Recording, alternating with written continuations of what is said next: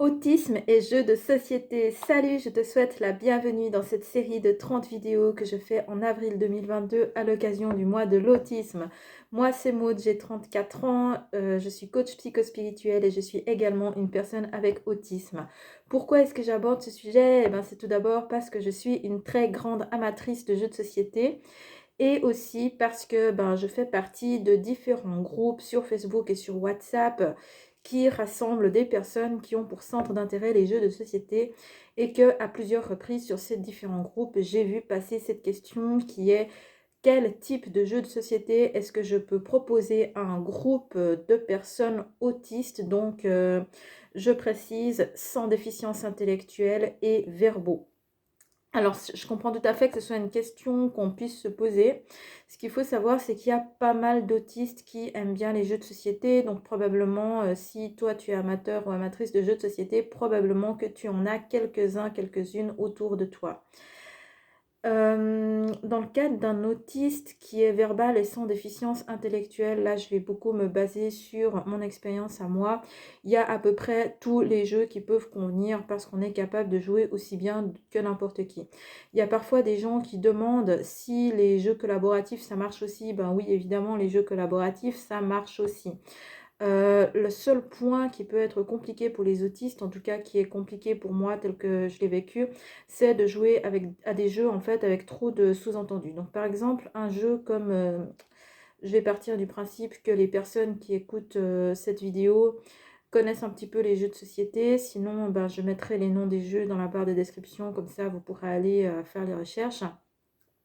Donc un jeu comme Anabi par exemple, pour moi la première fois que j'y ai joué, ça a été extrêmement compliqué parce que je voyais pas l'intérêt de se poser des questions. En fait, je voyais pas l'intérêt des questions qui étaient posées. Et en fait, il a fallu qu'on me donne un peu tous les codes d'Anabi avant une partie pour que je comprenne que, alors quand je dis ceci, ça veut dire cela, et quand je pose cette question, ça implique ça. Je dois dire qu'il y a pas mal de gens qui décident de mettre au clair ces codes avant de commencer la partie d'Anabi pour augmenter leurs chances de succès. Donc je ne sais pas si c'est vraiment censé se jouer comme ça ou pas.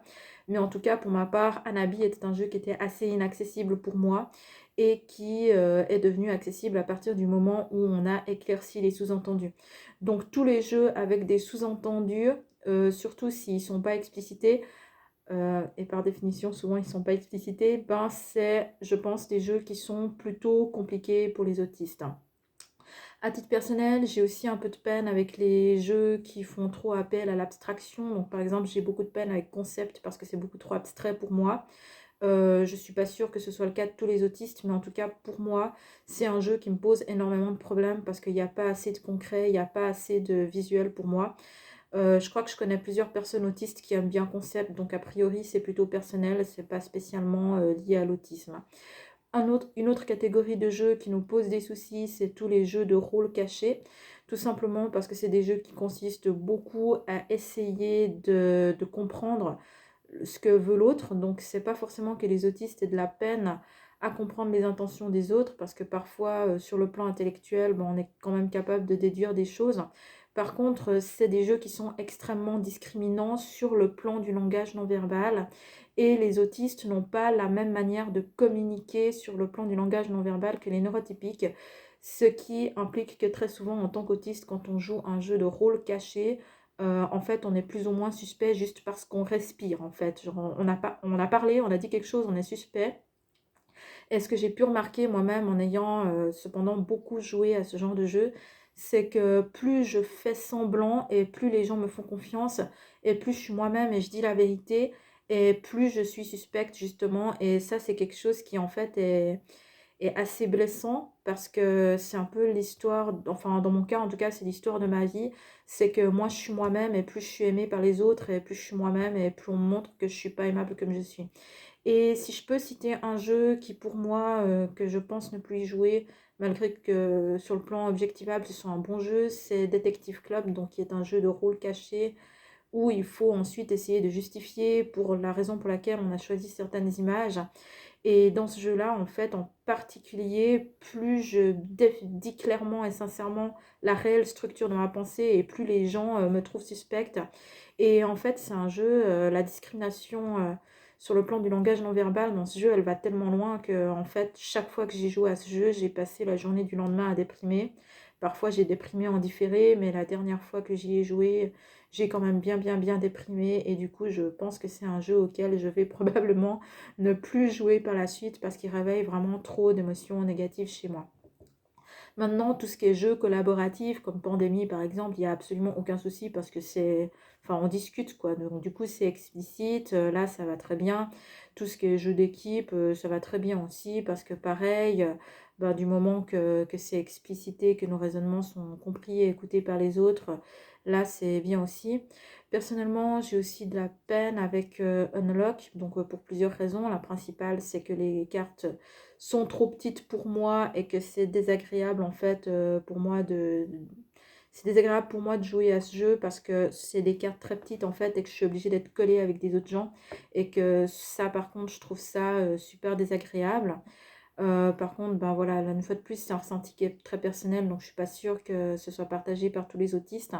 Par contre, ce dans quoi j'ai beaucoup de peine dans Unlock, c'est le fait que même quand je dis un raisonnement que j'ai, ben souvent c'est comme si j'avais pas parlé. En fait, les gens tiennent pas compte de mon existence et ben, je sais pas, je dois avoir une façon de ne pas m'imposer dans les conversations qui doit être particulière, mais quoi qu'il en soit, souvent les gens tiennent pas compte de ce que j'ai dit, tiennent pas compte de mon raisonnement et ça c'est quelque chose qui est pas agréable. Donc dans les autres jeux collaboratifs, comme par exemple Pandémie, étant donné qu'il y a dans Pandémie, il y a une limite de temps dans le sens où il y a une pioche qu'on tourne et puis si on épuise la pioche, et ben on a perdu. Mais par contre, on peut discuter autant longtemps qu'on veut. Alors que Downlock, par contre, c'est un jeu qui est limité dans le temps, qui est assez stressant parce qu'il est limité à 1 heure. Et du coup, j'ai l'impression que le facteur stress fait que je suis rendue invisible encore plus que d'habitude. Donc après, je dois quand même dire, mais là une fois de plus c'est personnel, je ne sais pas si c'est partagé par tous les autistes, j'ai une préférence pour les jeux qui ont un peu moins d'interaction. C'est-à-dire que, par exemple, ça ne me dérange absolument pas un jeu comme Splendor ou comme l'Aventure Postale, dans lequel tout le monde joue un petit peu dans son coin, c'est de la stratégie et tout, et il n'y a pas forcément beaucoup d'interaction avec les autres. Pour ma part, c'est des jeux qui me conviennent très bien. Des jeux avec interaction, ben, j'aime ça un peu moins parce que je trouve ça hyper stressant. Et pour moi, un type de jeu qui ne convient, mais alors pas du tout, c'est des jeux qui allient interaction et rapidité. Par exemple, un jeu comme Jungle Speed, pour moi, ou Panic Island, pour moi, c'est le Graal du stress.